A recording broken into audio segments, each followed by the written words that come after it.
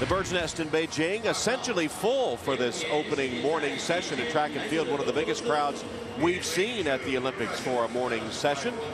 Here to see the athletes on the track for the first time in the track and field. And in those yellow shirts, those are some of the children that were earthquake survivors from that tragic earthquake a few months ago here in China, invited by the government to attend the games as their guests. And up next will be the women's 800 meters, the opening heats in the women's 8, with the top 3 from each heat automatically qualifying, plus the next 6 fastest times overall.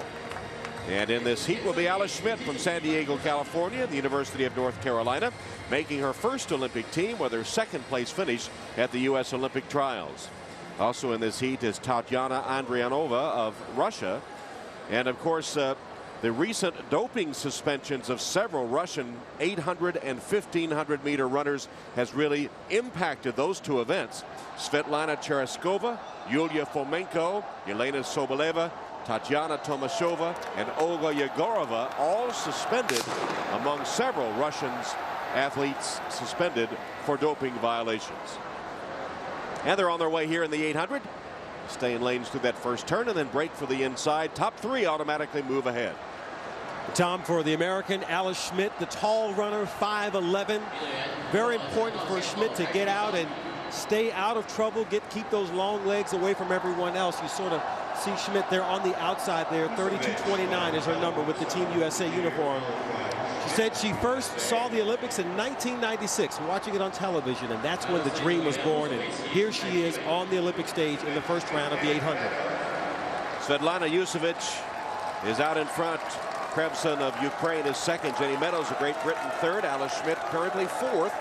Right there, the tall runner on the outside.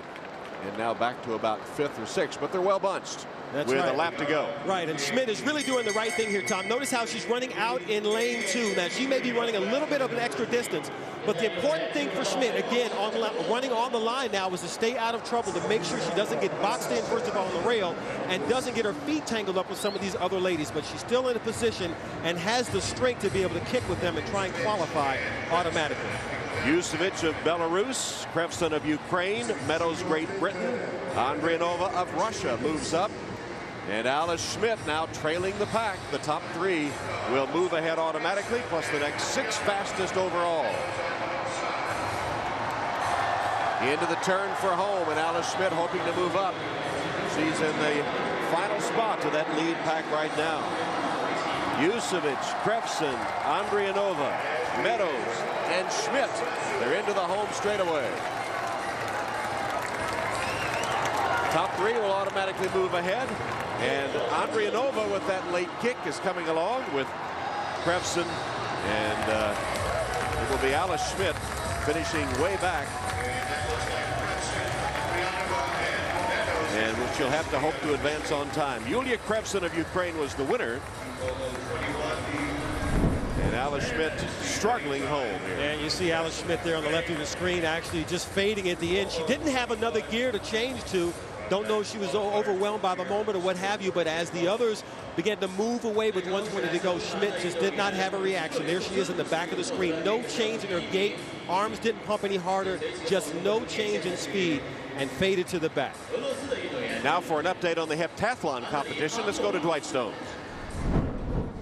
And then there were 2 on the left, Hylise Fountain. On the right, Jackie Johnson, the only 2 Americans remaining in the heptathlon after the opening event, the 100-meter hurdles, where the 3rd American, Diana Pickler, has had a hamstring problem that just would not hold. She finishes the race, but she is now withdrawn from the competition, a disappointment to her Olympic experience.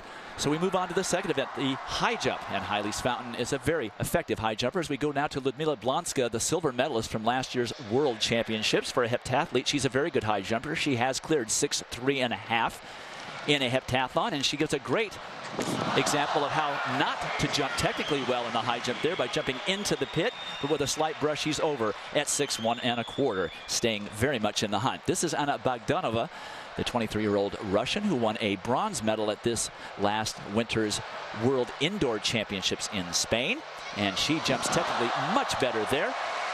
A clearance at 6'1 1/4. Bar is raised to 6'2 1/4. Hylise Fountain only jumped 5'11 at the Olympic trials. She does have a personal best of 6'2. This her first attempt at a lifetime best height, and without a problem, she sails over cleanly.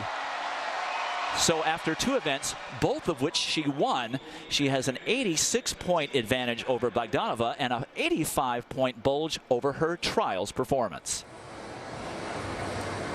Okay, Dwight, and here are the official results from that last heat in the women's 800 meters, won by Krevson of Ukraine, with Alice Schmidt finishing in 6th place. And still to come, America's Hazel Clark in her 800-meter opening heat.